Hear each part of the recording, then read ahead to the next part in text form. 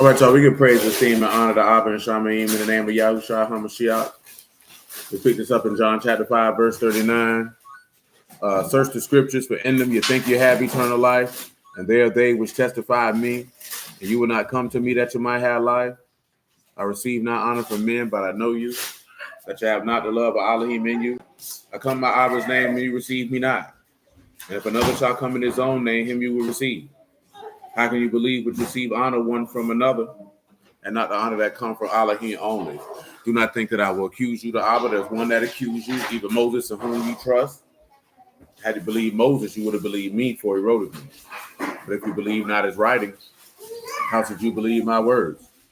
All esteem and praise to Abba and Shamaim in the name of Yahushua HaMashiach. Let's go to Job 16 and 19. Also now behold, my witness is in heaven, and my record is on high. It says, my friends scorn me, but my eye pour out unto Elohim. Oh, that one might plead for a man with Elohim as a man for his neighbor. And when a few years are come, then I shall go the way, I shall not return. Hosea 12 and 10. Dwayne Jamal. Hey, y'all need to come get him.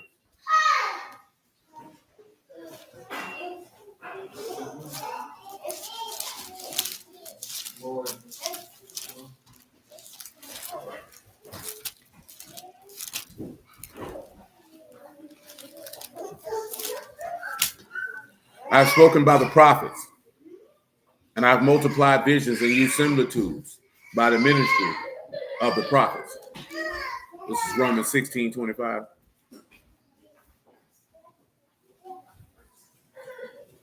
Hey, come on and sit down. Hey, y'all need to, hey, I need y'all to get them two, because they in here roaming.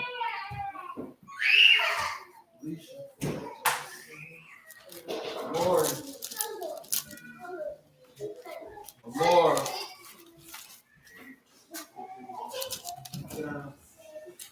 Now to him that is of power to establish you according to my gospel and the preaching of Yahushua HaMashiach, to the revelation of the mystery, which was kept secret since the world began, but was now is made manifest by the scriptures of the prophets, according to the commandment of the everlasting Elohim, made known to all nations for the obedience of faith. Revelation 19 and 10. Slow, man.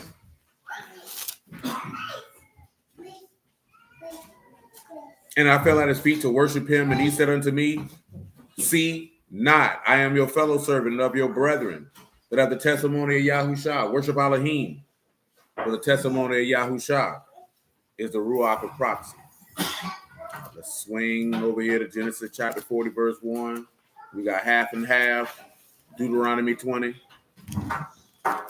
Jeremiah chapter 6. Now Genesis 40 shall be introduced into the play.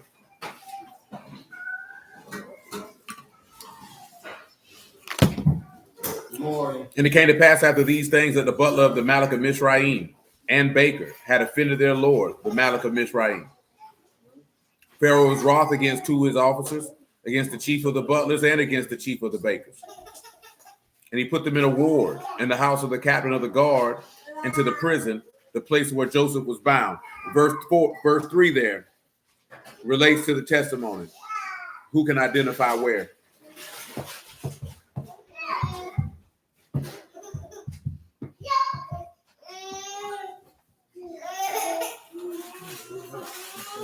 Yeah, verse 3 relates to something in the testimony. Who can identify where?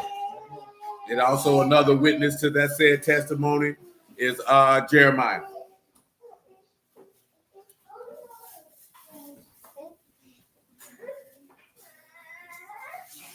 Anyone? Going once. You can reference that to a couple of things. One is in Ecclesiastes 4, verse 14, but also with the testimony of him. Well, he's being locked up on No, not this one here. You got to look at it. He put them in the ward in the house of the captain of the guard, into the prison, the place where Joseph was bound. So you go on a little further. It ain't even that complex. because we already know from what chapter 39, verse what 18. Come look at Genesis 39 and 18. And it came to pass as I lifted up my voice and cried that he left his garment with me and fled out. And it came to pass when his master heard the words of his wife, which he spake unto him, saying, after this manner did your servant to me, that his wrath was kindled. Joseph's master took him and put him into the prison, a place where the king's prisoners were bound. And he was there in the prison. But Yahuwah was with Joseph and showed him mercy and gave him favor in the sight of the keeper of the prison. And to the keeper of the prison committed to Joseph's hand all the prisoners that were in the prison, and whatsoever they did there, he was the doer of it. The keeper of the prison looked not to anything that was under his hand, because Yahuwah was with him, and to that which he did, Yahuwah made it to prosper. Now, so with this, we use Yahushua being locked up in the chief priest's house. that's exactly what that is. That's why I mentioned Jeremiah as the other witness, because he was locked up in the house, and Micaiah also was locked up in someone's house. Now, when we're dealing with 39, 20, 21, and 22, yeah, that's a whole nother deal. So let's just go ahead and number one, I'll just do it like this. Look at verse 21. Yahuwah was with Joseph, showed him mercy, and gave him favor in the sight of the keeper of the prison. So the first question is, as far as the testimony is concerned, who is the keeper of the prison?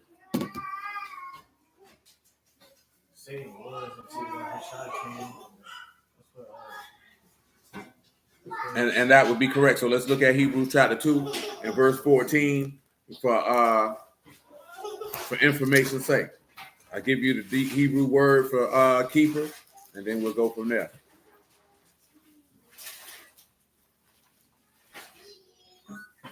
Hebrews 2 and 14, for as much as the children are partakers of flesh and blood, shalom, brother.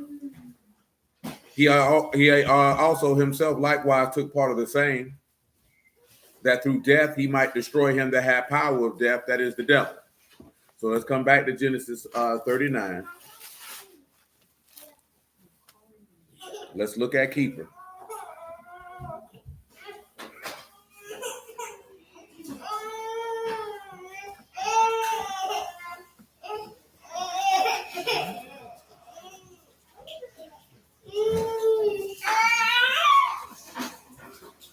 And a keeper here is Sarbayat or Sarbat. That's the ruler, chief, captain, ruler of a house. So as you can see, him that had power over death, that would make Satan the ruler of said house. Yahushua come to take that rule from him. I'm going to read verse 21 one more time. This is Genesis 39 and 21. But Yahuwah was with Joseph and showed him mercy and gave him favor in the sight of the keeper of the prison. So we're going to take this step further, and we're going to go to Acts chapter 2.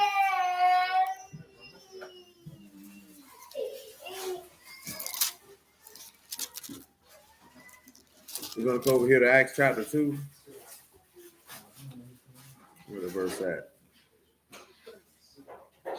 And we're going to pick this up at verse 21.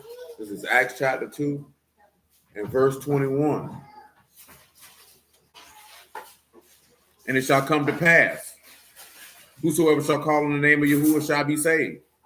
You men of Yasharal, hear these words, Yahushua Nazareth, a man approved of Elohim among you, by miracles, wonders, and signs, which Elohim did by him in the midst of you, as you yourselves also know. Him being delivered by the determinate counsel and foreknowledge of Elohim, you have taken him by wicked hands are crucified and slain, which is taking us back. That foreknowledge is my witness is in heaven, my record is on high. Whom Elohim have raised up, having loosed the pains of death, because it was not possible that he should be holden of it. So that's the first aspect of looking at how the testimony was that Joseph got shown mercy while he was in the prison. Because Yahushua got shown mercy while he was in the prison. And we can drop down to verse 29, because we don't have to go to Psalm 16 to read it, because Peter finna say it. Oh, actually, I went too far. I just keep on going. Verse 25. For David speak concerning him, I foresaw Yahuwah always before my face. He is on my right hand, I shall not be moved. Therefore did my heart rejoice, and my tongue was glad. Moreover, also my flesh shall rest in hope, because you will not leave my soul in hell, neither will you suffer your Kadash one to see corruption. He didn't leave Joseph in the prison. And we get into that. Just like he didn't leave Yahusha in the prison. Now, Stanley mentioned, peace, Brother Nate. Now, Stanley mentioned Ecclesiastes 4 and 14, which we've looked at as it pertains to Genesis 40 on several occasions. Y'all can come over here to Ecclesiastes 4 and 14.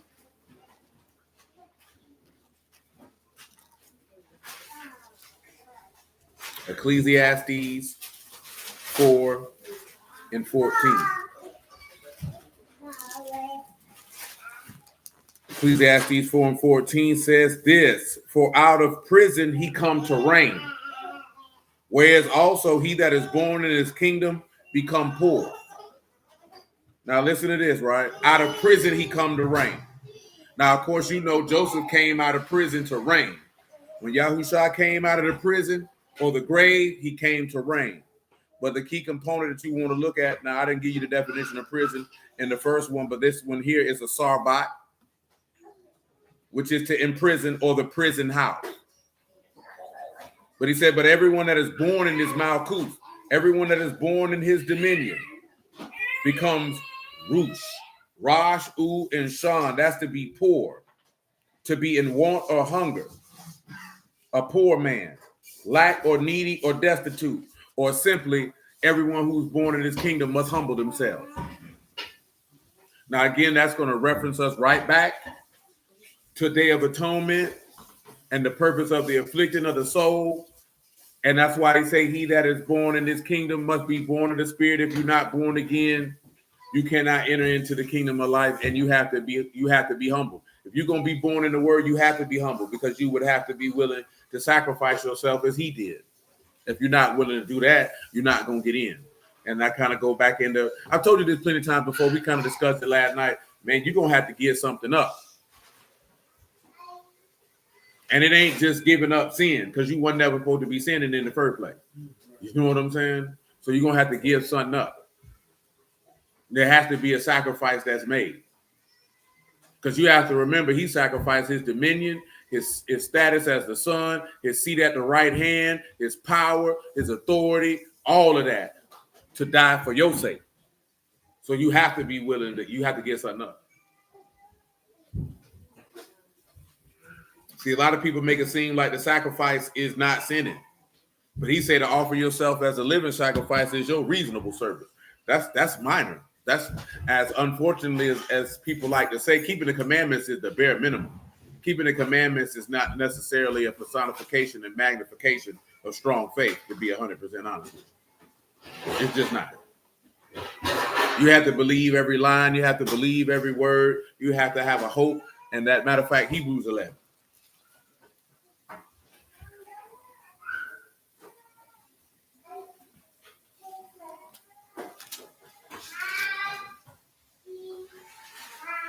Hebrews 11 and 1. And then we'll return to Acts chapter 2. Navigating through Genesis chapter 39 and 40. Oh, I mentioned 1 Peter chapter 4. I pick it up at verse 4. When we get there, I seen a brother ask a question to something that's contained in 1 Peter 4, which is a reasonable question in general.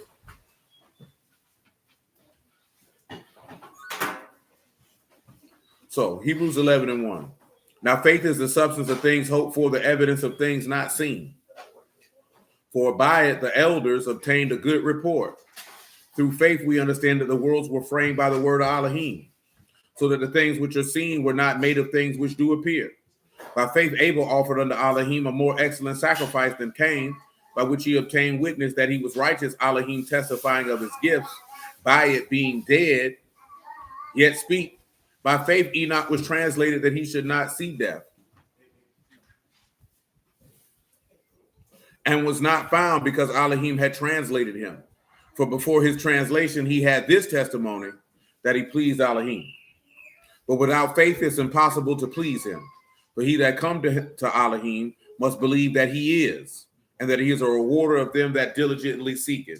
Now, of course, you know he said that his name is I am that I am, or he that exists. If you don't even believe that he that exists, then there's no way that you could be even acknowledged by this man. If you don't believe that he is, and that there's an expectation of reward based off the promises that he has made, you can't take delight in you. It's not possible. Oh, I can't answer that question because every individual knows what they have to give up. That's something I can't answer. There's nothing that I could just point at and say, you got to get this up, you got to get this up, you got to get this up. I can't answer that. Only the individual person can answer that. Because you know what, you know, matter of fact, I just read Hebrews 12 and it'll tell you just like this here. Hebrews 12 and 1. Wherefore, seeing also we are compassed about with so great a cloud of witnesses, let us lay aside every weight and the sin which do so easily beset us, and let us run with patience the race that is set before us. Whatever that weight is, you know what that weight is. Okay, everybody weight different. Or as it says in 1 Kings chapter 8, every man know the plague of his own heart. And that's not something that that's not a one size fit all. You know what I'm saying? I can't answer that. Come over, let me see what this word for plague is over here in Kings real quick.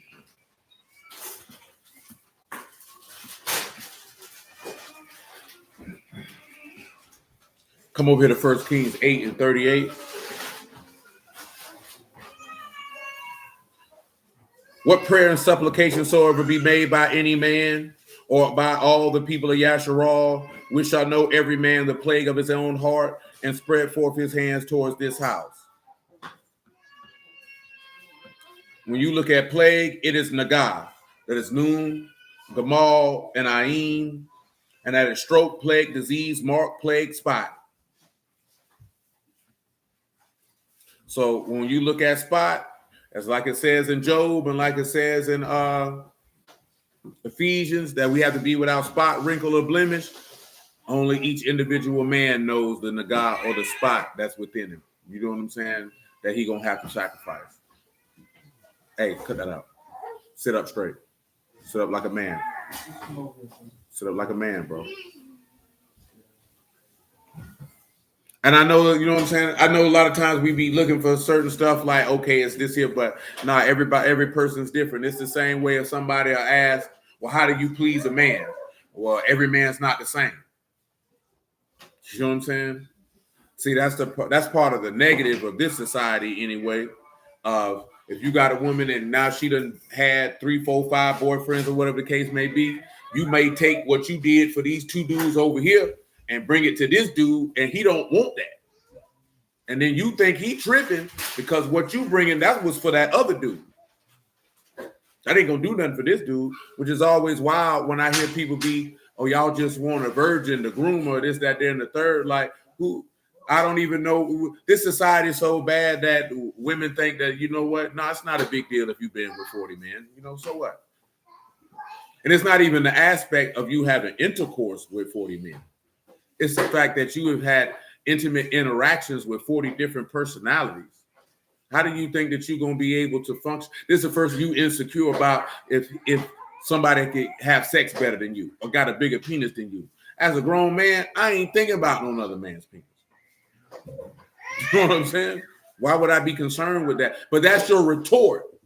And then you sit back and look at it and you remove your emotions out of the conversation and you hear that. That's got to be the most immature, idiotic thing that anyone can say out of their mouth. So you saying I'm lacking confidence because I'm concerned with the sexual prowess of another individual? That's like saying, oh, you insecure because they drugs better than yours. Like, that doesn't make any sense. What it is a way to excuse, shalom, Sister Regina, destructive behavior as a justification for why you behave that way, instead of saying, "No, let's not do that." Now you ain't even got to be in the word with that. That doesn't benefit anybody to be interacting and then having separation from people like that.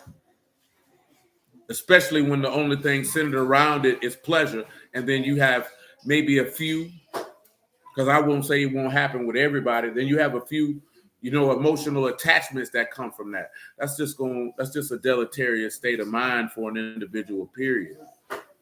That's how backwards this particular society is. You know what I'm saying? It just sets you up. I've been told you that. Just like they get you prepared for it in middle school. You going through the anxiety of separation from somebody in middle school. 12, 13-year-old child should be, oh, I had a breakup and you heartbroken in the house looking sad and all this type of stuff, bro. That's not normal, man. That's not how it's supposed to be. You know what I'm saying? So by the time you hit your 20s, you might already be jaded.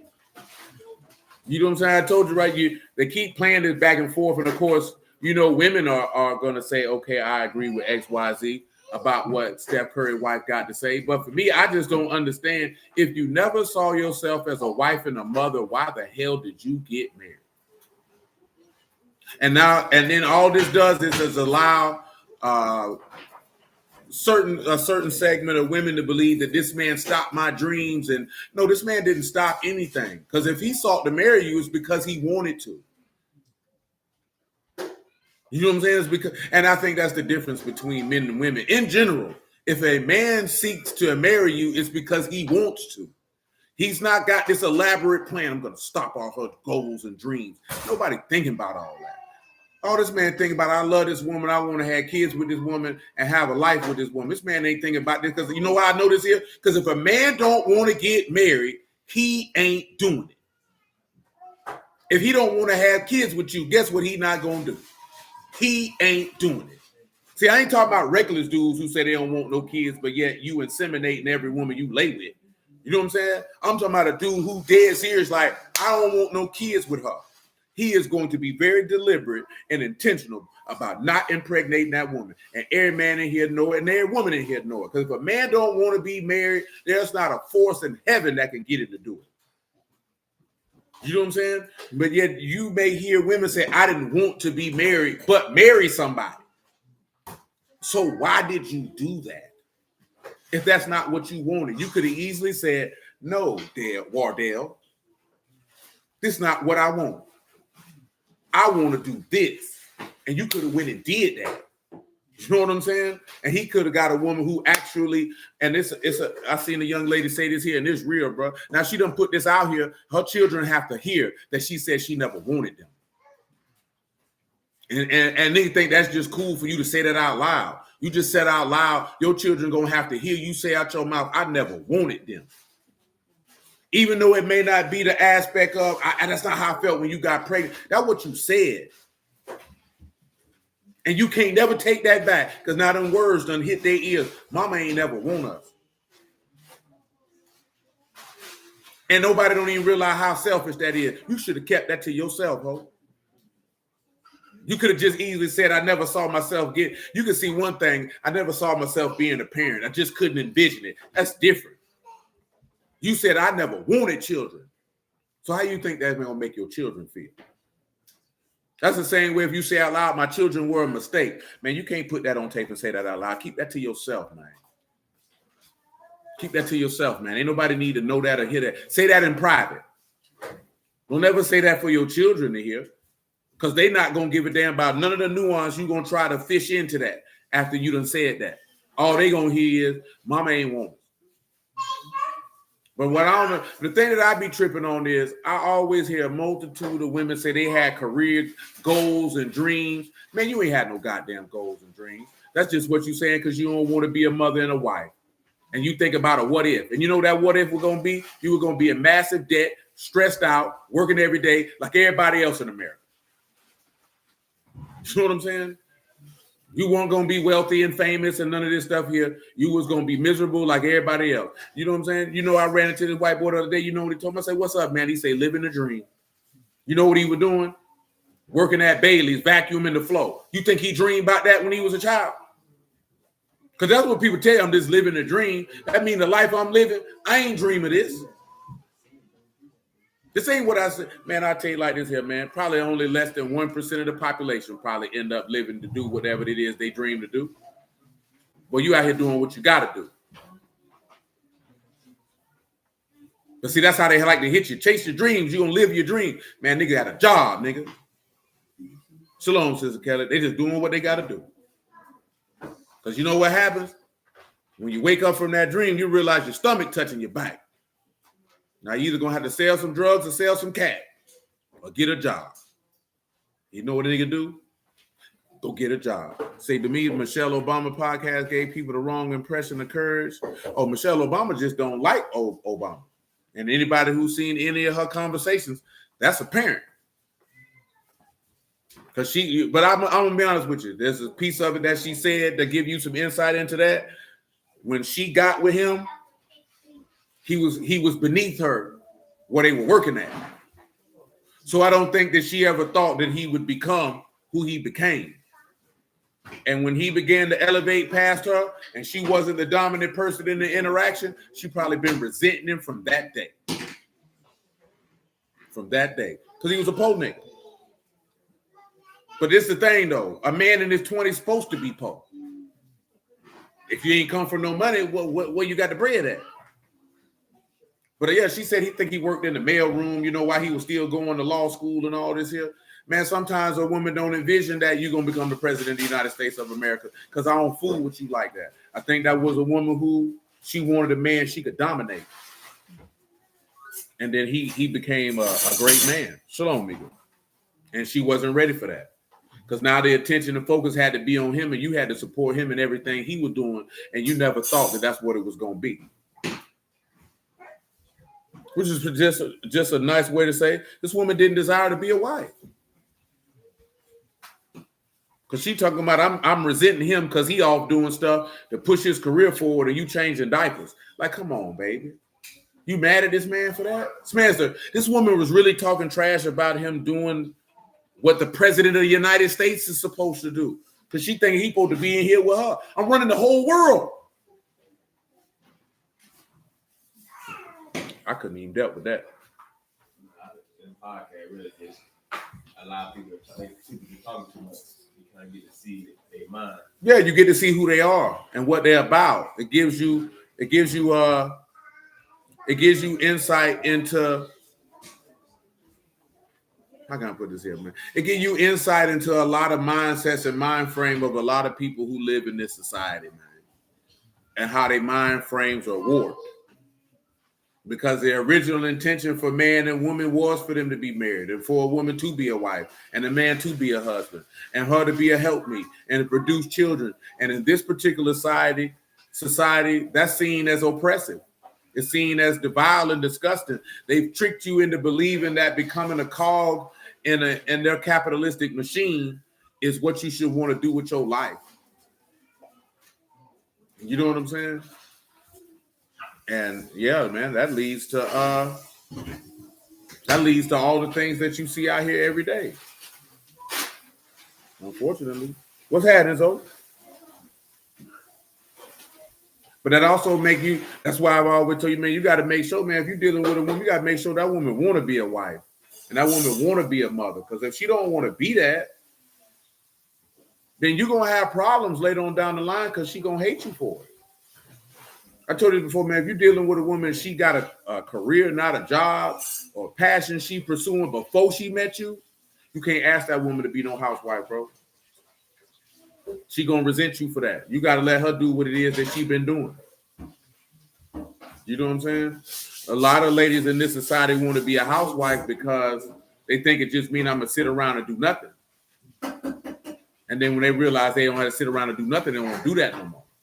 You know what I'm saying? Or I don't want to be around kids all day. But it also come into you can't say you want to be a housewife and your mama wasn't one. You don't even have a point of reference to even know if that's really what you want to do. You ain't never seen it before. Ain't no housewives in your family.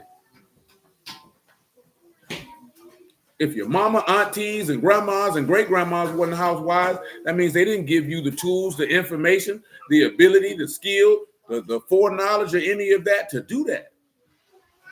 And that's not a knock on them. That just means that wasn't their vocation. So where would you don't have no basis of where to come from to say, I really want to do that.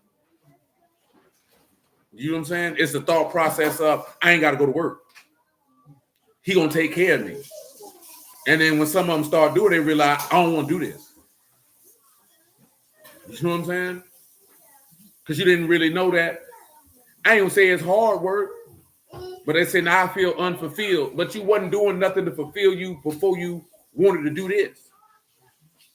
And then you think that this man is supposed to run on a hamster wheel while you try to figure out what fulfills you, while he's still trying to take care of everybody and take care of himself, mentally and emotionally and spiritually. And that's why men die before their wives.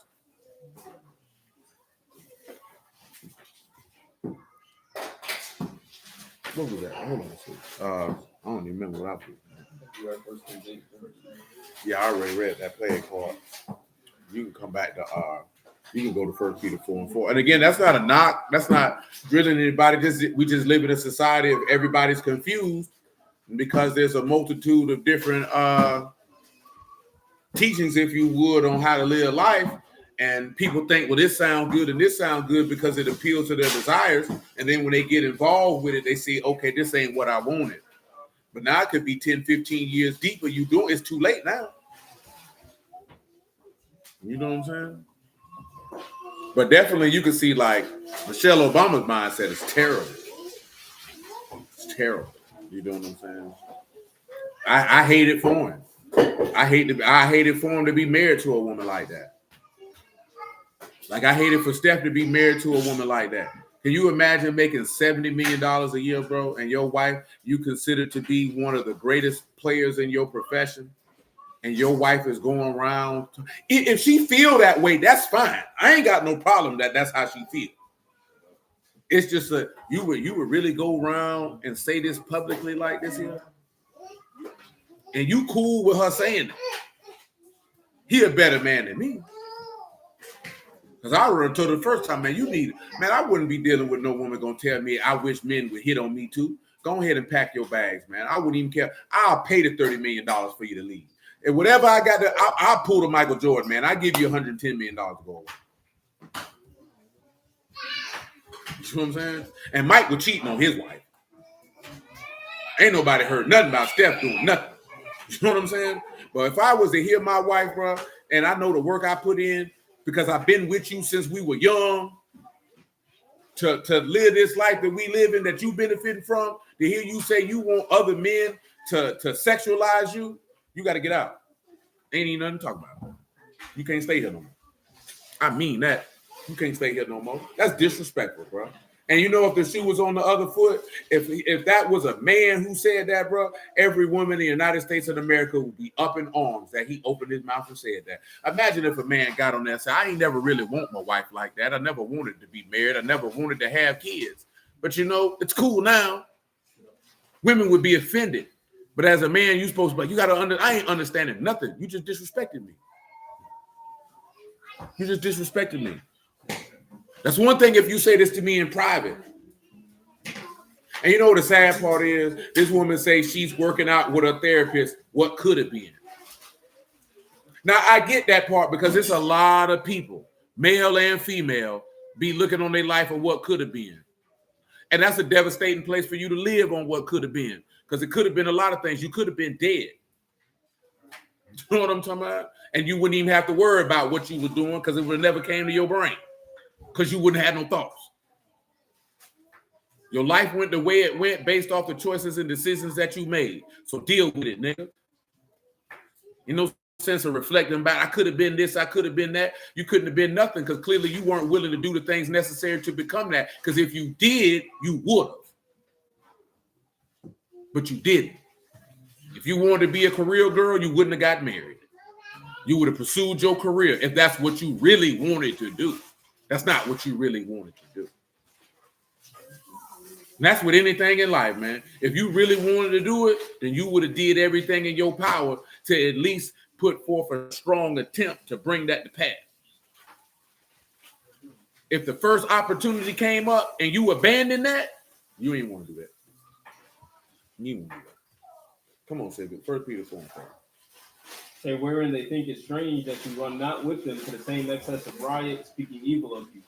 Who shall give account to him that is ready to judge the quick and the dead? Judge the who? The quick and the dead. I want you to remember that when we get back to Genesis 39. Come on with it, bro. For this cause was the gospel preached also to them that are dead, that they might be judged according to men in the flesh, okay, according to Elohim and the Ruach. What else? But the end of all things is at hand. Be you therefore sober and watch on the prayer. Go ahead. Above all things, have fervent charity. Fervent love. Among yourselves. Why? For love shall cover the multitude of sins. That's what a brother asked. What does that mean? Love covers a multitude of sins. That's Proverbs 10 and 12. You can read it. That's where he got that from. I didn't see the people comments on what they had to say with that. I just seen a good brother I know ask the question on that. Say, hatred stir up strife, but love cover all sins. So what do y'all think that means? Love covers all sins, or love covers a multitude of sins?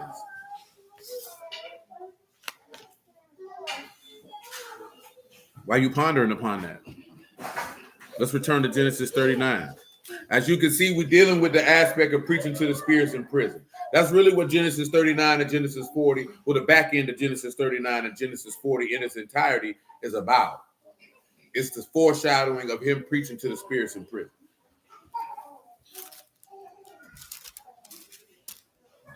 I'm gonna read verse 21 again because I was already around that way. But Yahuwah was with Joseph and showed him mercy and gave him favor in the sight of the keeper of the prison. So we've already dealt with that. That's Yahuwah, or the Father showing mercy to Yahushua by raising him from the dead in the sight of the guarder of the grave, which was the devil.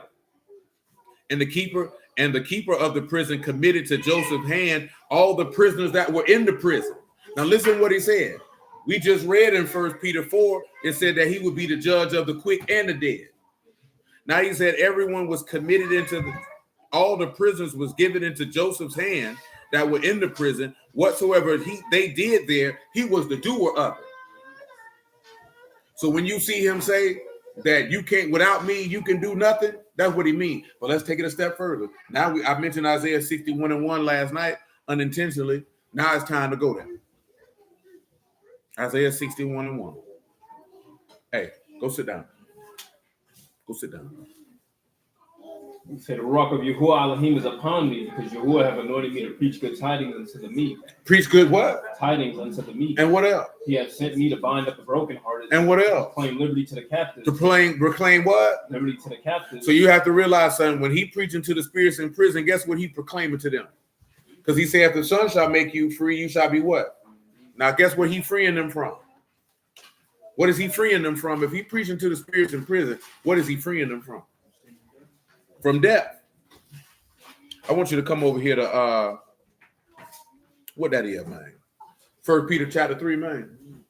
Verse 17. 1 Peter chapter 3, verse 17.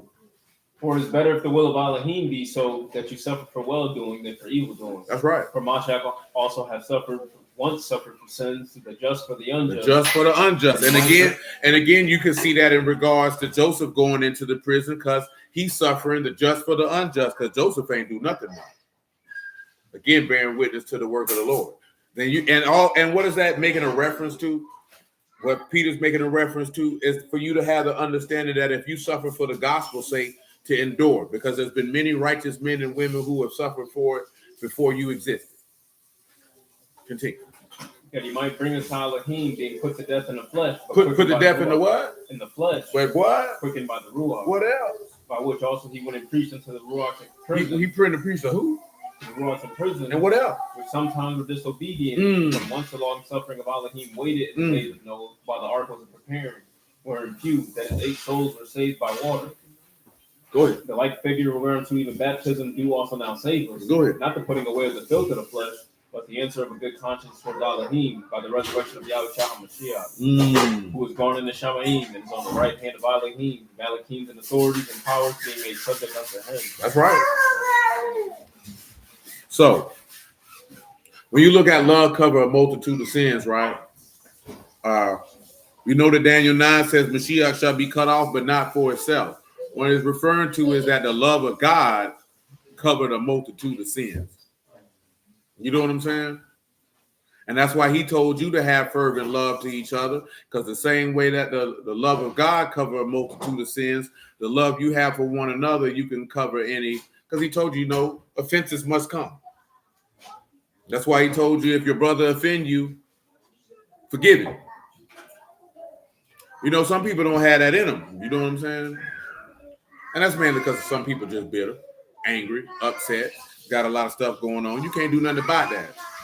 You know what I'm saying? I told you before you begin, look here, man. When you walk around angry with somebody about what they did, but you're not hurting them, you hurting yourself. Because I guarantee you, they sitting around here smiling, grinning, you know what I'm saying, doing all type of stuff, and they ain't even thinking about you.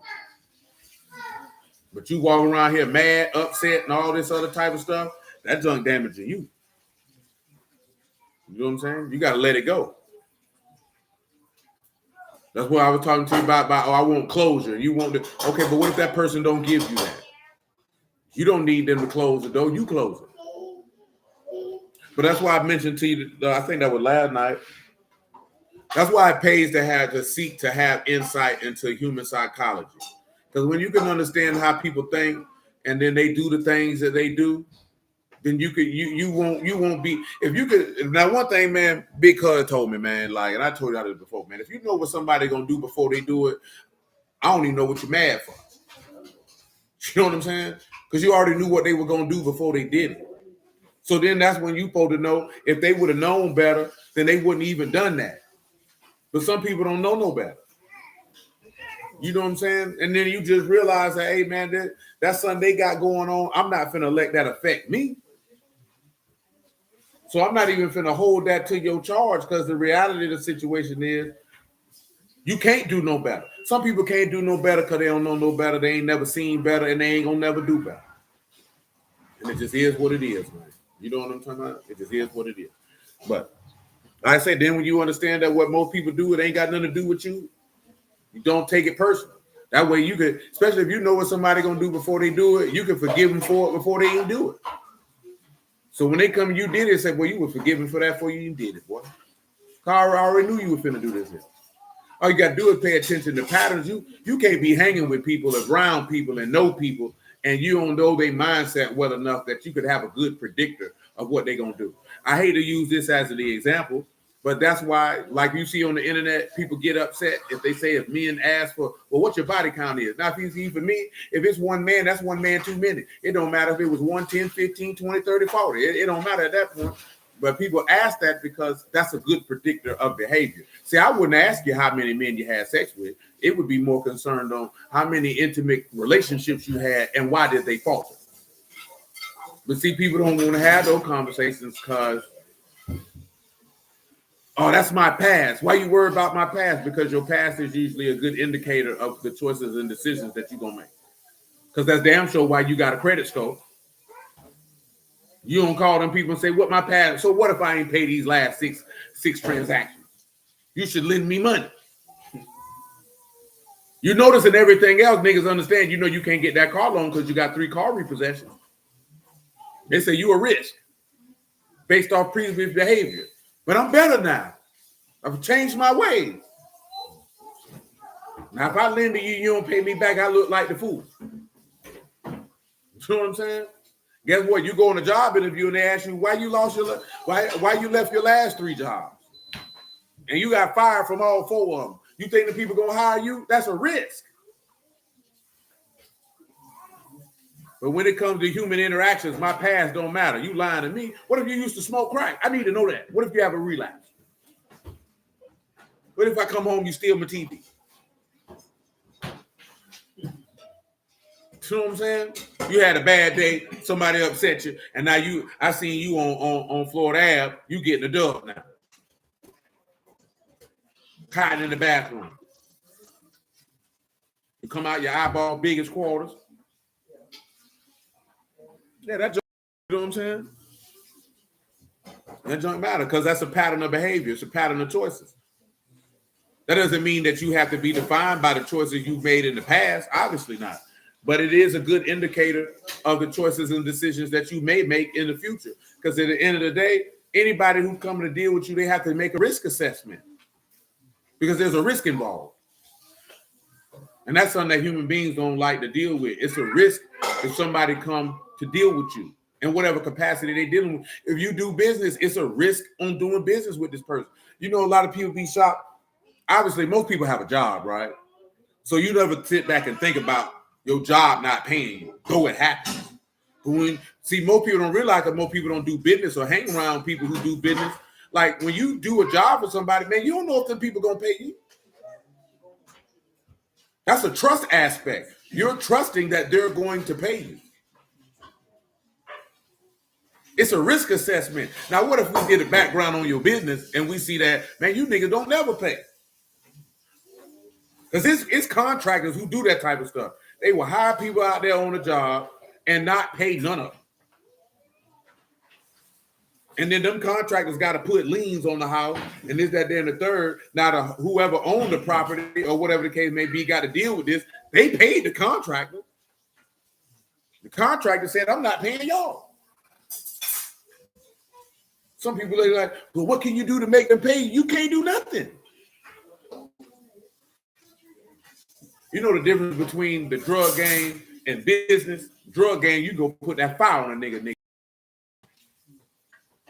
Business, you can't do nothing but file some paperwork. And the people who you doing business against, they know you ain't got enough money to fight them in court. That's why they buck. You know what I'm saying? That's why they buck. They a big company and they know you a small company. They know you ain't got the ability to litigate with them. And then a lot of them put in contracts you might sign. They put indemnity clauses. So when that stuff come in, that if they buck you, you really can't do nothing. Or if they buck you, you're going to spend more money trying to get paid than what they owe you. Yeah, they play games like that all the time because it's a trust factor. You do a service for somebody, you're trusting that they're going to compensate you, but you don't know them. That nigga will wake up and say, I ain't paying that nigga. What you going to do about it? Going to fight about it? You going to jail. Now you're going to spend more money. Yeah, they play games like that.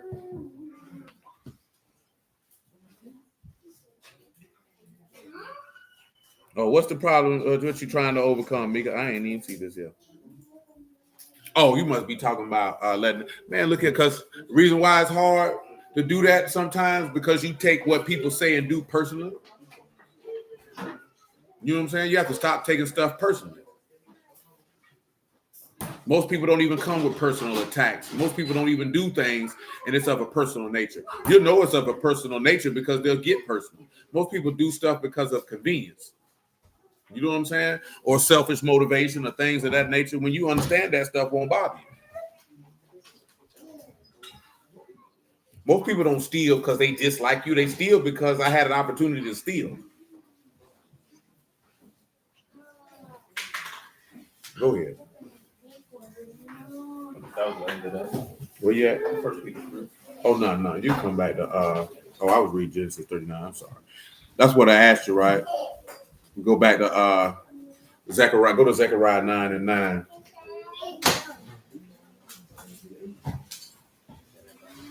Yeah, man. Living in America, man, most people ain't content with themselves, man. Most people ain't happy with themselves here, man. And if you look around and pay attention, you could understand why. Go ahead. Rejoice greatly, O daughter of Zion. Shout, O daughter of Jerusalem. Behold, your king come unto you. He is just and having salvation, lowly and riding upon an ass, and upon a colt, the foal of an ass. And I will cut off the chariot from Ephraim and the horse from Jerusalem. And the battle bow shall be cut off, and he shall speak peace unto the heathen. Go ahead. His dominion shall be from sea to sea, and from river to the ends of the earth. Go ahead. As for you also, by the blood of your covenant, I have sent forth your prisoners. Out of the blood of your what? Out of your covenant. I sent forth your who? Prisoners out of the pit where there's no water. He done freed them out of jail. Now, Isaiah 42 and 8, the last one. You know, we had I can't remember. That was before I started doing these playlists. Make it easier to find. You know what I'm saying? But we did a site a while back, man, dealing with the prisoners and what that means with him freeing the prisoners. They're freeing people from sin and death. Which is why Romans 8 say what it say. That Coach David. He said you trying to win you a couple $1,000, man. You want to make you $3,500 with an investment of $200 in Bitcoin mining? You going to jail. Go ahead. Say, I am Yahuwah, that is my name. My esteem will I not give to another, neither my praise to great enemies. Go to verse 4. Isaiah 42 and 4, my apologies. He shall not fail nor be discouraged till That's he right. have set judgment in the Eretz, and the isle shall wait for his law. That's right. Thus saith Elohim, Yahuwah, he that created Shamahim and stretched them out, he that spread forth the Eretz and that which come out of it, he that give breath unto the people upon it, and some ruach to them that walk therein. I, Yahuwah, have called you in righteousness, and will hold your hand, and will keep you and give you for a covenant of the people, for a light of the Gentiles. See, that covenant for the people is the blood of the covenant, which got set the prisoners free out of the pit where there was no water. That's why he said, "Take this is my blood for the New Testament for the remission of sins." Go ahead. To open the blind eyes, to bring out the prisoners from the prison. Now listen, I'm mentioning that to bring the prisoners out of the prison, but the key component is he said that every prisoner was committed into Joseph's hand, and whatsoever they did there, he was the doer of it. Now listen, I want you to hear what doer is. Genesis 39. Now of it ain't there, but doers there's probably Asa, and it is. He fashioned, he accomplished, he had the work, he had the effect. The work they did, he did it. So again, when you see him say, without me, you can do nothing. Like a lot of people would be like, to attack Christians, they'll be like, why they can't keep the law. It said, I can do all things in the Mashiach who strengthened me. But if you take the context of that verse, that's not talking about the law. Do y'all know what verse I'm talking about? You know what verse I'm talking about? It's in the epistle. It's in Philippians 4, if I'm not mistaken. I'll tell you in just a minute.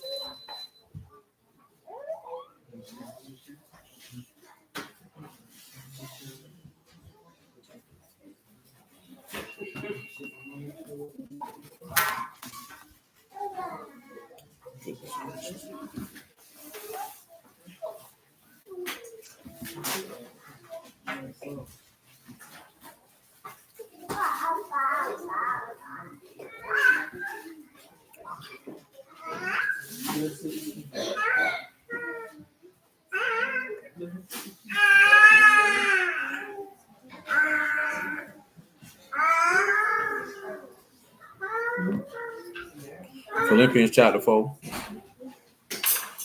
Pick me up at verse 10. Philippians 4 and 10. But I rejoiced in the Lord greatly that now at the last your care of me hath flourished again, wherein you were also careful, but you lacked opportunity. Now that I speak in respect of want, for I have learned in whatsoever state I am, therewith to be content. He said, I've learned in whether state I am to be what? Content. You look at learn whatever state you in to be content. What you think that's referring to?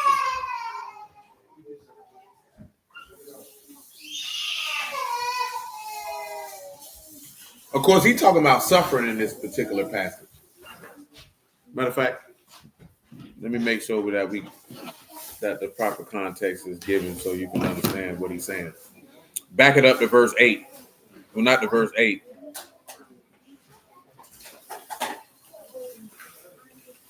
Well, yeah, I mean, when you go back up to verse 4, or verse 6, remember he's telling you in that passage to be careful for nothing. And that's to have no anxiety or no worry. Now, you know that the Lord told you, take no thought for your life or have no anxiety. He told you that in Matthew. Then Jeremiah 17 said, those who trust in you, whose hope Yahuwah is, that they don't have any anxiety. Now, listen, right? Having anxiety is not a evil thing. It's probably, from what I hear from people when they discuss it, probably coming from church, they probably make you feel terrible about having any level of anxiety. You know what I'm saying? But having worry is a natural a human element, which is why Paul is instructing you to remember Yahuwah. He's telling you, hey, when you feel anxiety, think about this, think on this, think on this, think on this, which is taking you back to where Jeremiah 17 says, because blessed is the man who trusts in Yahuwah, whose hope Yahuwah is, and you trust in him because your mind is stayed on him. So there's a reason for that. That's why he wants the word in your inward part. You know what I'm saying? So like having an anxious moment is human. because you're flesh and blood. That's the reason, and the reason why I'm harping on that, because I've mentioned that all the time. Because just because you in the word, your humanity doesn't dissipate. Remember, he said the first Adam was from the earth, earthy, and the second Adam was from heaven. You are not yet made of heavenly components. So the proclivities and impulses of the flesh are still present. Do you recall what it says in the Epistle of James? He says that, Elijah prayed that it didn't rain. But it said that Elijah was a man subject to like passions as you are. You know what I'm saying?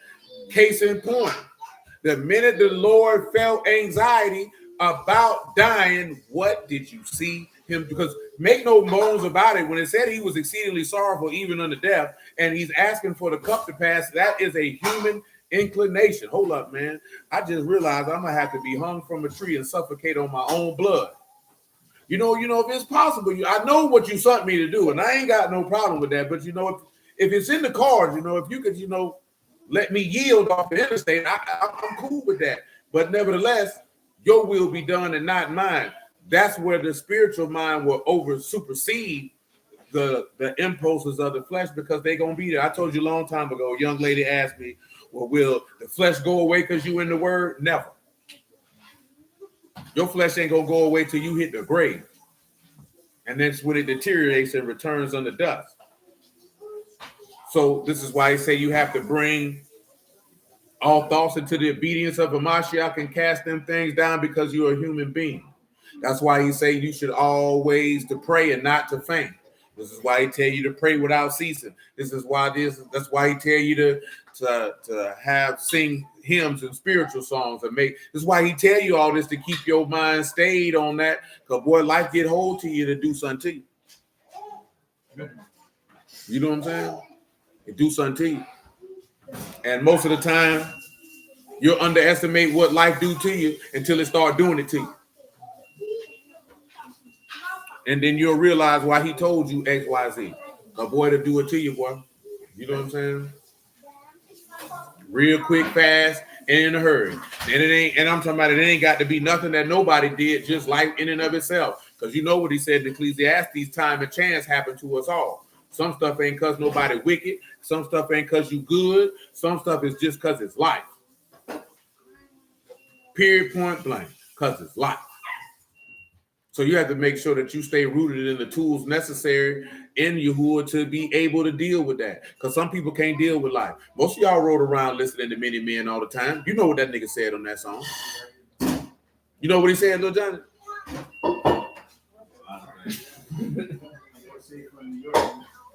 That nigga ain't from Harlem, man. That nigga from New Rochelle.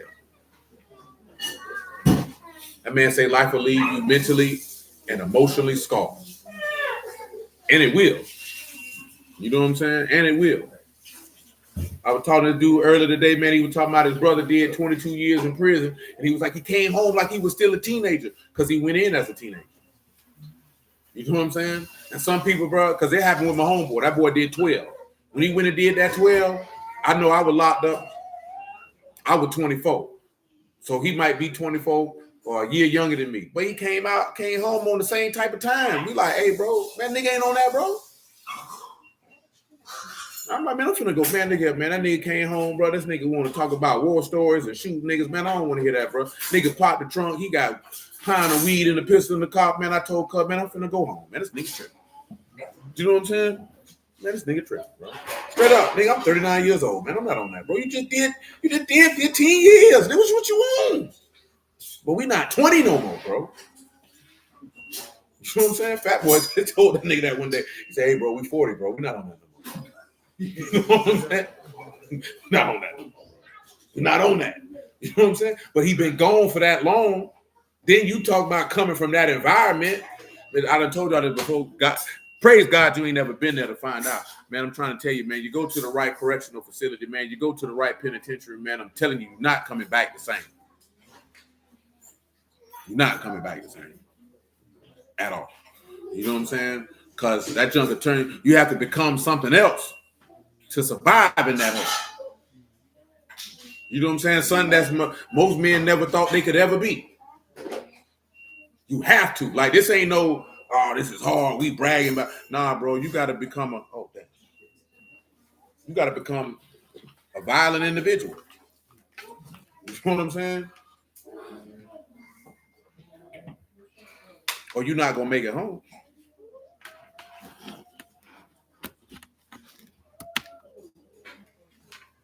I mean, you know it. Just like I said, man, you go to doggone. Let me talk about today. Go in the army and go and have to go to a battlefield. You're not coming home the same, bro. You're not coming home the same, man. You know what I'm saying? And it be small things in life that happen to people, man. Shoot, nigga, if your parents die, you might not be the same. If your child died, you might not be the same. You know what I'm saying? If you seen somebody you cared about pass away in your face, you probably not gonna be the same. You know what I'm saying? That doesn't mean it's gonna be necessarily negative, but yeah, you're not gonna be the same person. You ain't gonna have the same thoughts. You're not gonna have the same mindset.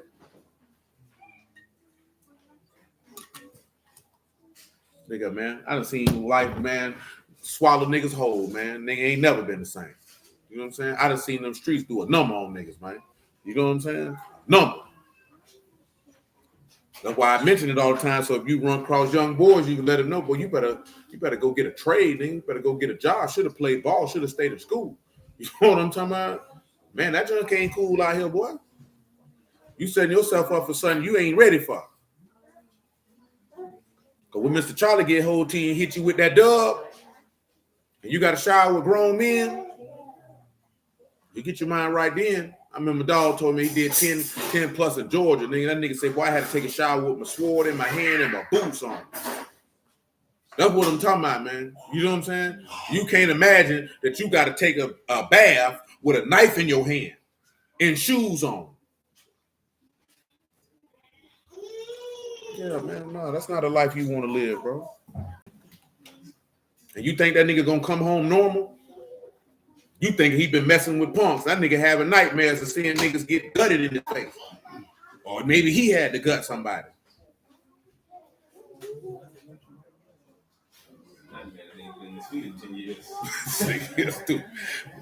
Better have dirty feet than a hole in the side. But you can't bump with them shower slides on, boy. Slipping and sliding. And these boys ain't trying to take your butt. These boys trying to take your life. Come on, man.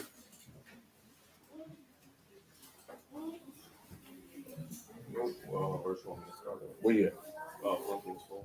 Oh, you could pick it up at 9 again, man. No, I just mentioned what that is. But I say, man, anxiety is normal. It's when you let anxiety control you. Because now the worry is greater than the trust in Yahuwah. And then you won't be able to do the things that you are. You know what I mean? But it's normal for you to have anxiety.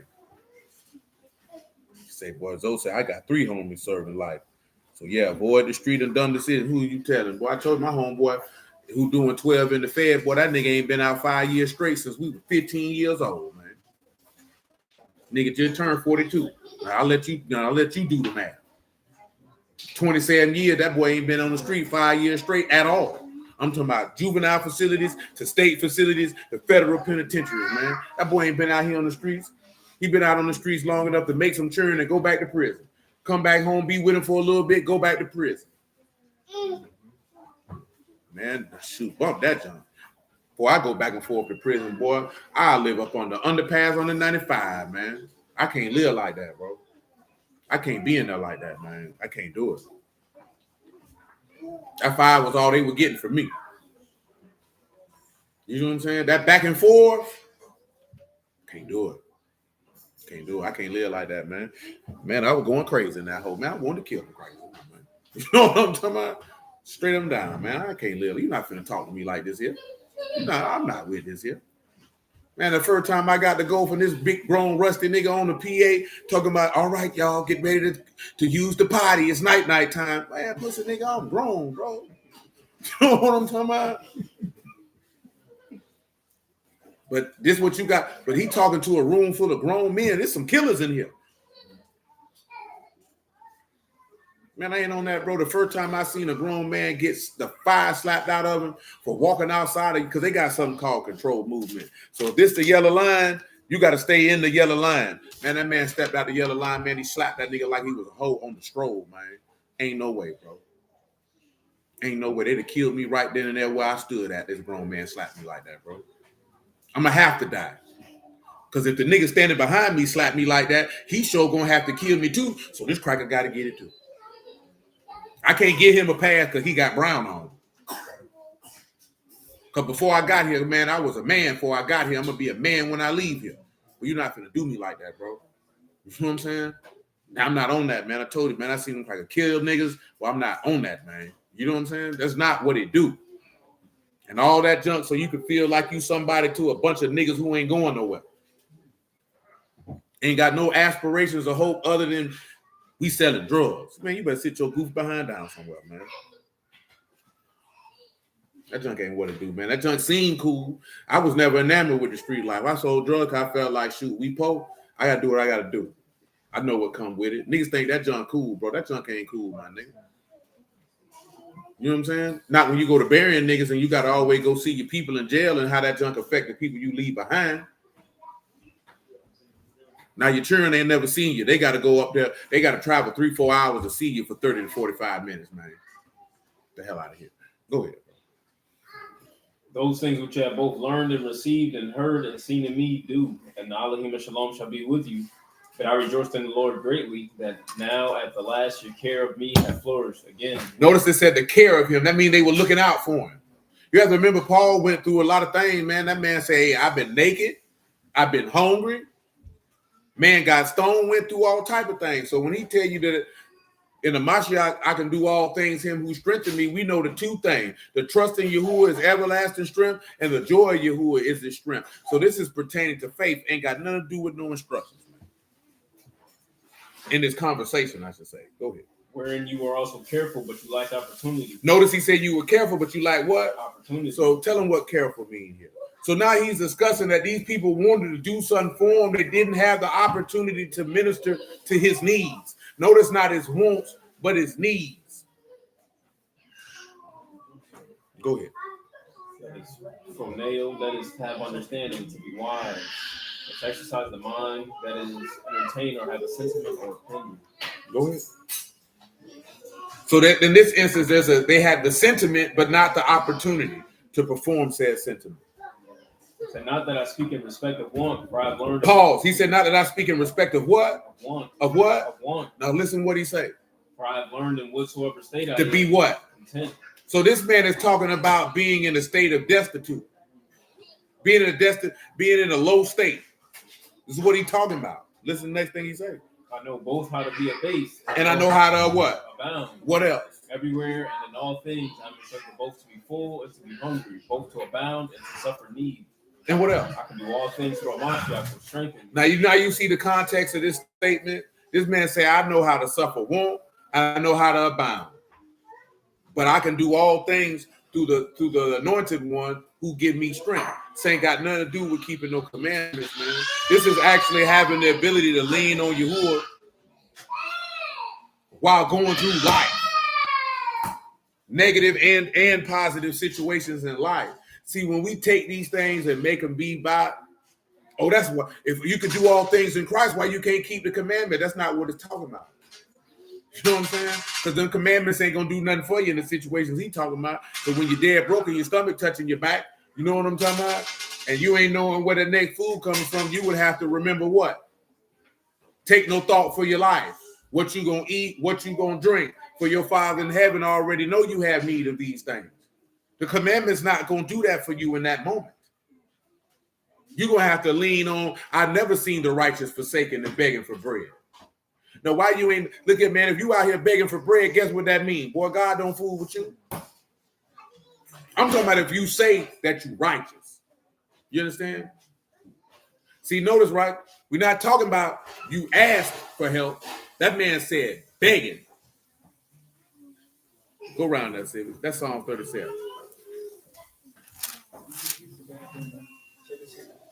Because if you righteous and you begging for bread, guess who failed? Who failed, Civic, if you righteous and you begging for bread? No, you ain't failed. That would mean the Lord had failed. That means he ain't keep his covenant. Yeah, that means he ain't kept his covenant.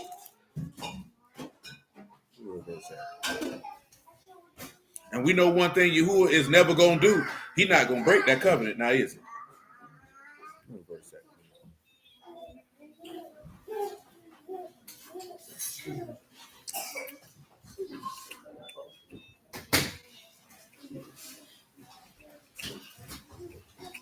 I don't know, I'm looking right at it.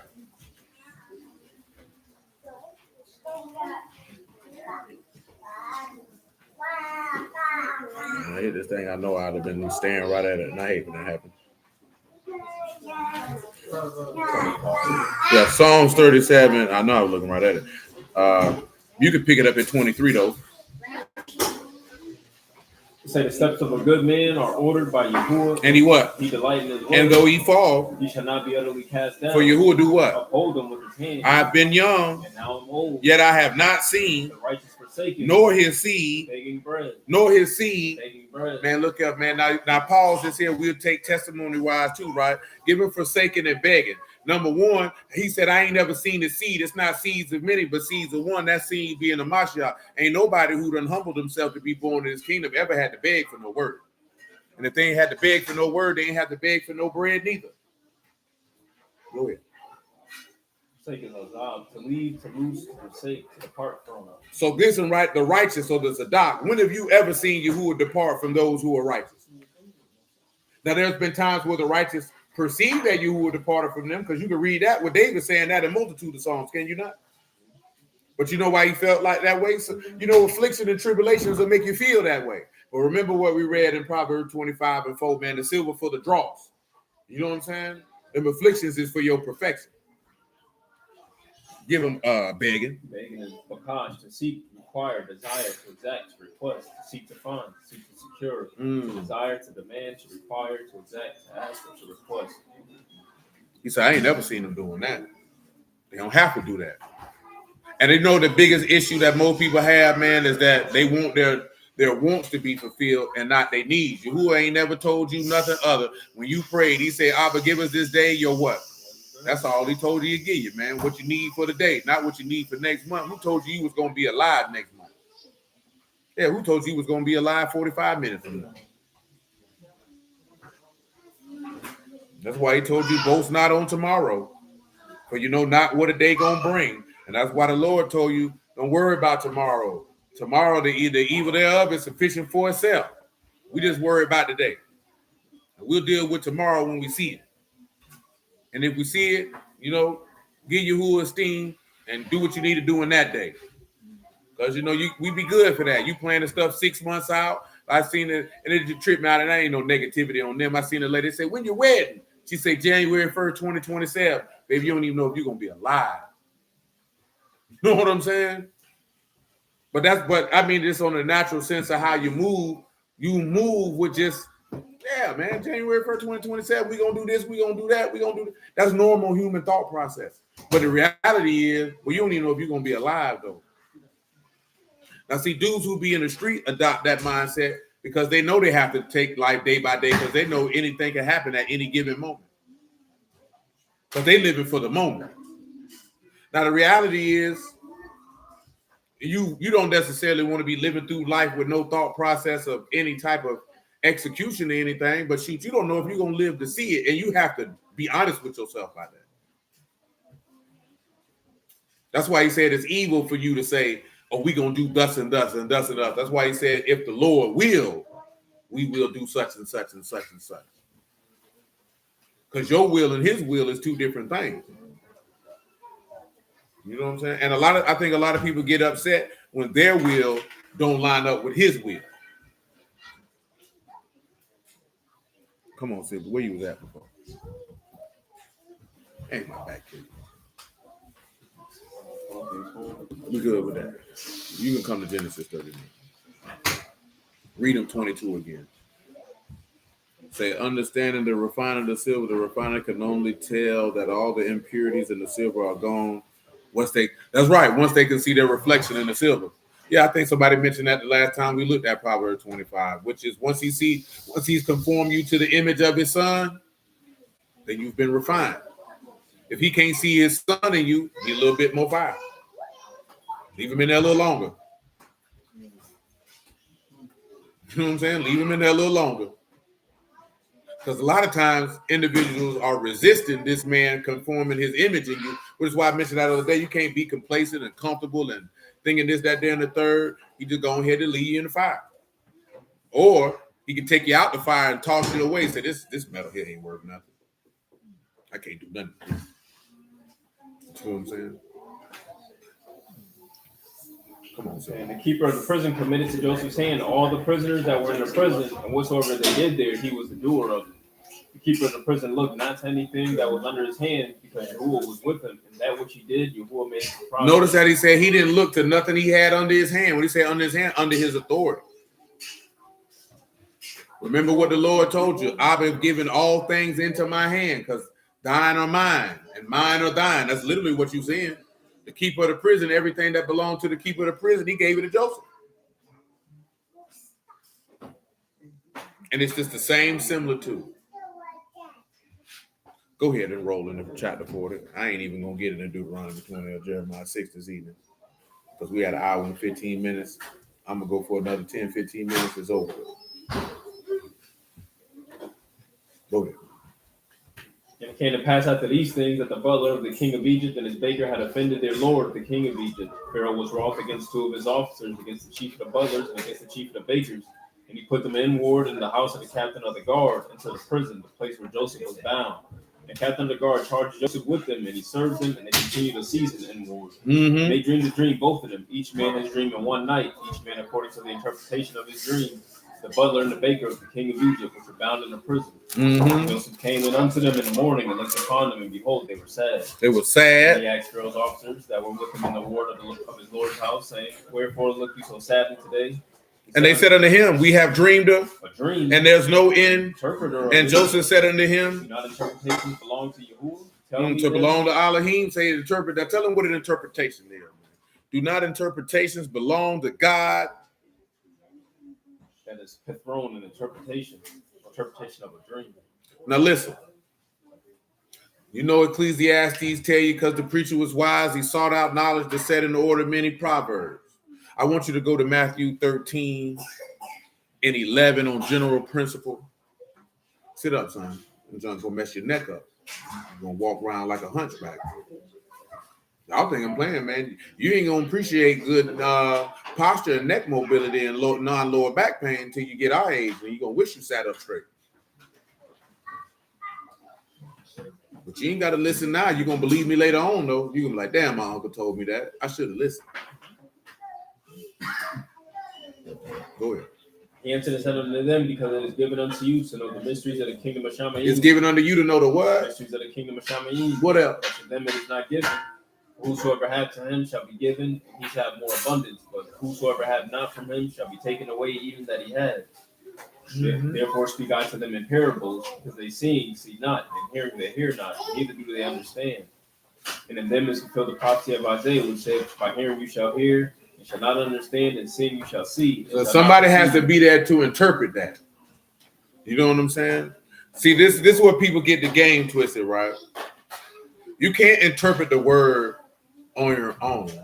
If you can, that would make you what? An apostle. Because that means God would have taught you. But here is the caveat. Once someone who has the understanding of the word teaches you the word, and you believe the word, and you receive the spirit, then you don't need anybody to tell you X, Y, Z, because the word is now in you. You know what I'm saying? And that's where everybody gets. See, and I haven't mentioned this in a long time. Y'all know this here. The biggest problem with teaching the word and all this type of stuff is that people just despise masculine authority. And that's it. Because he told you in Habakkuk, and Paul quoted it in Acts 13. He said, I'm going to do a work in your days that nobody will believe, even though who told it to you? A man told it to you. Because and I get it too. One, because I think a lot of people come from places where they've been lied to. You know what I'm saying? Two, I think because a lot of people have daddy issues and they have distrust for men in authority because they got issues with their daddy. You know what I'm talking about? And that junk spill out onto others. Or somebody in their life at some point some man has disappointed them at a high level, so therefore they have disdain for men in general. This is not regulated to women. You know what I'm saying? This is men and all. Or if you do not grow up in a house with a man, then of course you're going to have problems dealing with any type of masculine authority. You know what I'm saying? And masculine authority is not screaming and hollering and slapping people upside the head. It's giving instruction. It's giving clarity. It's giving direction. It's giving guidance. It's giving structure. When you come from that, that don't bother you. Like if you raised by a father, taking direction from a man who's elder than you is not going to bother you because you come from that. You're going to have a certain level of respect for him because you want somebody that, if they were in that same position, to have that same respect for your father or your grandfather or your uncle because you hold them in that type of regard. When you don't have no daddy, man, you don't have that type of process. You're going to think about if your mama was a bitter woman who's like, your daddy ain't this and men ain't this and men ain't that, then as a man, you're going to grow up thinking like that too. And you're going to look at men in the same fashion.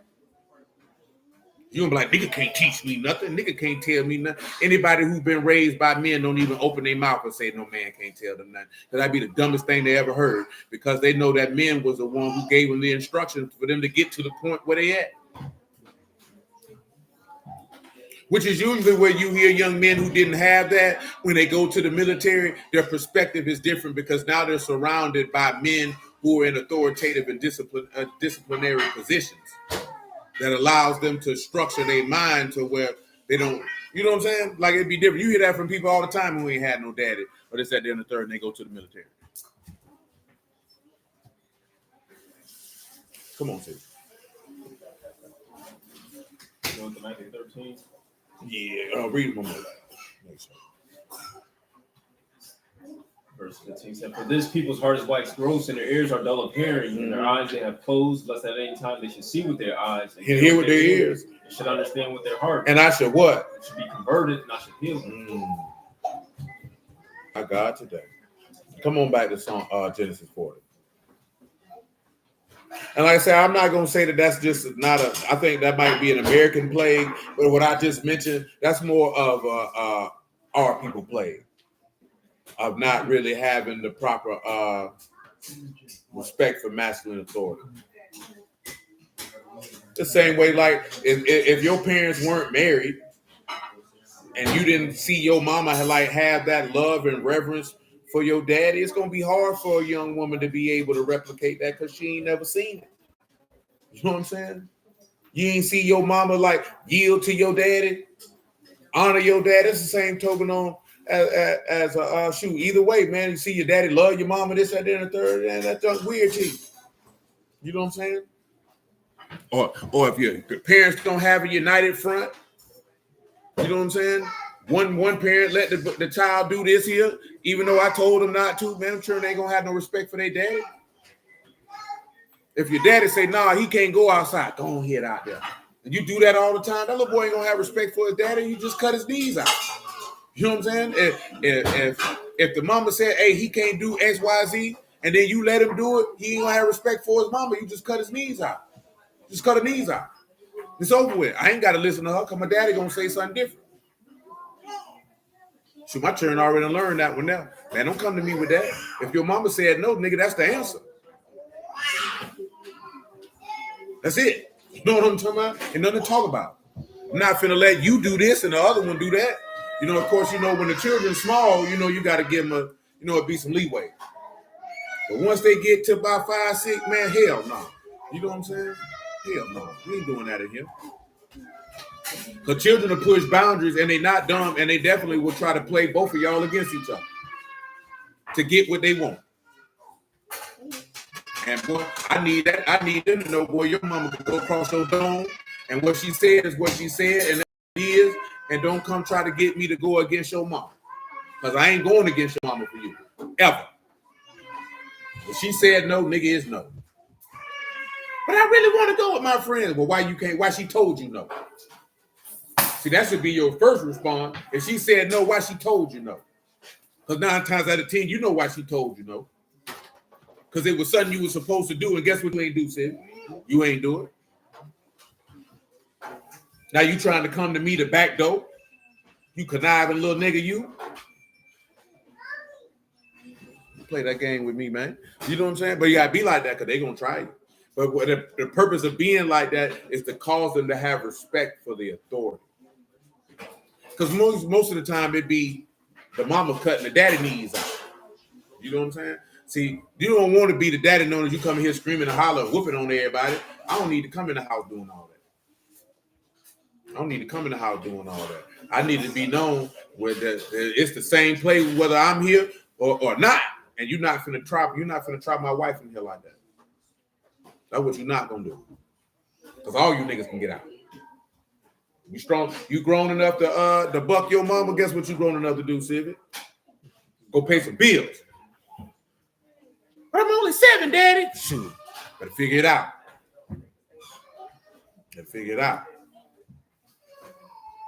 Go ahead, man. The chief butler told his dream to Joseph and said to him, in my dream, behold, the vine was before me. This is verse 9. And now you're in verse 10. Well, now you're about to read verse 10. This is Genesis 40 and 10. And the vine, and there were what? 3 branches. And it was though, it budded, and her blossoms, shot forth, and the clusters therefore brought forth what? Ripe grapes. Uh-oh. Now what you think these 3 branches is? What you think, man? It's a pistol letter waiting for you to call it out. Israel and Gentiles. But this is a pistol letter waiting for you to call it out. Which one is it?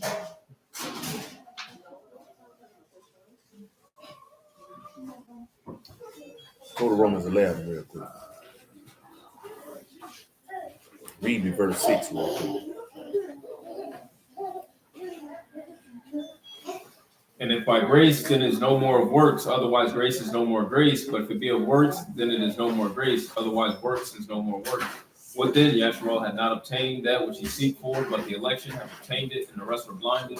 According as it is written, Elohim have given them the ruach of slumber, eyes that they should not see, ears that they should not hear unto this day. That's right. And David said, let the table be made a snare and a trap. And Notice he said, when he said, let the table be a snare and a trap, what table you think he talking about? He mentioned in Psalm 69. But what table you think he talking about? You know what? No, not dealing with that. He talking about a feast. He said he talking about it could be the Passover. He wasn't specifying, but specifically it's dealing with a feast. He said let that table or that feast be their trap. Now, testimony-wise, you're gonna narrow it down to Passover. No, I'm finding that's what you need right there.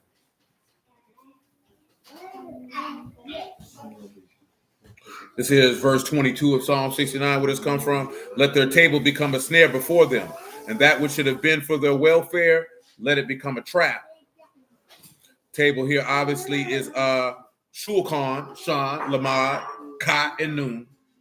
It's a table, a meal, a king's table, private use, sacred use is a table. That same table gonna be a trap, and that which would have been for their welfare, which is shalom, or for their peace, or for their completeness and their soundness, is gonna be for their destruction.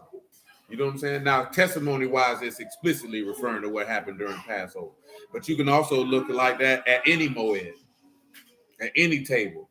The very things that's supposed to be for your benefit can end up being a trap. That's what he said in Isaiah 8 and 11. Let him be a snare and a trap to both houses of Yasharal. And that's how Yahuwah play it. It could be for your salvation or it could be for your destruction. It's based on how you play it.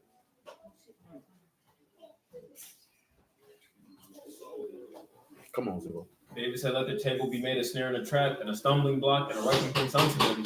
Let their eyes be darkened that they may not see. Bow down their back always. Not bow down on your back. I say then, had they stumbled that they should fall? Elohim forbid, but rather through their fall, salvation is come unto the Gentiles, to provoke them to jealousy. Now, if the fall of them be the riches of the world, and the diminishing of them the riches of the Gentiles, how much more their fullness? So I speak to you, Gentiles, and as much as I am the apostle of the Gentiles, I magnify my office. He said, I make my office great. If by any means I may provoke to emulation them which are my flesh, and might save some of them. For if the casting away of them be the reconciling of the world, what shall the receiving of them be but life from the dead? For if the first fruit be Kadash, the lump is also Kadash. If the root be Kadash, so are the branches. So are the what? So are the branches. What else? And some of the branches be broken off, and you being a wild olive tree, were grafted in among them, and with them partake of the root and fatness of the olive tree. Boast not against the branches, but if you boast, you bear not the root. Now remember, we talked about branches last night. So that's what those three branches represent, as he stated. The both houses of Yasharal and who you call them? You know, the house of Yafet or Ham. And like I say, we should notice that these people are going to be delivered because Ham and Yafet were delivered on the ark with Noah. I don't know what he do be thinking about, but nevertheless, verse 11 of Genesis 40. I done met my time. Saying Pharaoh's cup was in my hand, and I took the grapes and pressed it into Pharaoh's cup, and I gave the cup into Pharaoh's hand. And Joseph said unto him, this is the interpretation of it. The three branches are what? 3 days. I think you know what that is. 3 days? What else? Yet within what? 3 days, Pharaoh shall lift up your head. And restore you where? Unto your place. Paul, didn't he left for 3 days? He raised Yahushua and did what? And then, and you shall deliver what? Pharaoh's cup into his hand. After the former manner. And then he said, he said, what and if you shall see the son of Adam ascend to where he was before? Because now he said, I must go sit at the right hand of my father to restore the cup in its place after the former manner. Or Abba, give me the esteem that I had with you before the world was. Continue on, good sir. But think on me when it shall be well with you, and show kindness, I pray you unto me, and make mention of me unto Pharaoh, and bring me out of this house. Pause. What that is right there. Oh, no. That's the dude. How many of you, a lot of people wonder why the dude said what he said on the stake and why it went down like that. Go to Luke 22. Is that Luke 22? It's 23, ain't it? Is it 23? It's 23, ain't it? Yeah, 23. 23 and 37. Read me Luke 23 and 37. I think I can finish the rest of the chapter and be done with it. And saying, if you be the Malach of the Yahweh being, save yourself. And the superscription also was written over him in the letters of Greek and Latin and Hebrew. This is the Malach of the Yahweh being. And one of the malefactors which were hanging railed on him, saying, if you be a Mashak, save yourself. Save yourself. But the other answering rebuked him, saying, do you not fear Elohim, seeing you are in the same condemnation? And we indeed justly, for we receive the due reward of our deeds. But this man hath done nothing amiss. He said unto Yahushua, Lord, remember me when you come into your mouth. He said, remember me when you come into your what? Mouth. Now listen what it said in verse 13 again. I'm going to read it. Stay where you at. Say, yet within 3 days, this is Genesis 40 and 13, by the way, shall Pharaoh lift up your head and restore you unto your place. And you shall deliver Pharaoh's cup into his hand after the former manner when you was his butler. But think on me when it shall be well with you, and show kindness, I pray you, unto me, and make mention of me unto Pharaoh, and bring me out of this house. Now read what the thief said again. And he said unto him, Yahushua, Lord, remember me when you come into your kingdom. He said what? He said what to him? Yahushua, Lord, remember me. Think on me when you come into your kingdom. When you come out of this house. Go ahead. And Yahushua said unto him, truly I say unto you, today shall you be with me. Verse 15 of Genesis 40. For indeed I was stolen away out of the land of the Hebrews, and here also have I done nothing that they should put me into the dungeon. Now remember, this is Joseph talking to the dude. You know, buddy forgot it. Go ahead. When the chief baker saw that the interpretation was good, he said unto Joseph, I also was in my dream, and behold, I had 3 white baskets on my head. And in the uppermost baskets there was all manner of baked meats for Pharaoh, and the birds did eat them out of the basket upon my head. Joseph answered and said, this is the interpretation thereof. The 3 baskets are 3 days. How many days? 3 days. Yet within 3 days shall Pharaoh lift up your head from off you. And where he gonna hang you at? Shall hang you on a tree. Hang you where? On a tree. But what that sound like to you? And the bird shall eat your flesh from off you. And it shall come to pass the 3rd day, which was Pharaoh's birthday, that he made a feast unto all his servants, and he lifted up the head of his chief butler and the chief baker among his servants. And he did what? He restored the chief butler unto his butlership again, and he gave the cup unto Pharaoh's hand. But he hanged the chief baker, as Joseph had interpreted to them. Yet did not the chief butler. Remember Joseph. But what? Now see, the difference is Yahushua didn't forget the thief. You know what I'm talking about? He said, him forgetting that that's showing that the shit that who was gonna save him and pull him out. Well, now, because this instance, they in the grave. So it's kind of the reverse. Because the chief butler forgot Joseph when played, remember me when you come in your place. But when the thief played to the Lord, remember me when you come in your place, he said, today you're going to be with me in paradise. He ain't forget. You know what I'm saying? Yeah, he did eventually down the line, of course, and that's what pulled him up out of into his place and set him where he at. You know what I'm talking about? Of course, that's him coming out of his prison to reign. You know what I'm talking about? And being free among the dead, having no tax debt and obligation. But we can expound more into it, y'all willing, on tomorrow. So hallelujah for Yahushua in the word. I appreciate your time this evening. Bless out the house of Elohim in the name of Yahushua. Yahuwah willing, we'll be back tomorrow at 7:30, man. Do it again. Same for Tuesday. Wednesday is 8:30 because that's the last day of the feast, which means that regular schedule, Wednesday is regular time, but we won't start at 7:30 regular time. We'll start at 8:30. So be advised. I didn't put that stuff on the community tab as in previous times. So it is what it is. Yes, sir. So hold it down, my G. So again, love y'all, appreciate y'all. Bless out the house of Elohim in the name of Yahushua. Praise you who indeed. And you, hey, children, that does not mean get up and roam, nor speak, nor make noise of any sort. And y'all willing to the next time.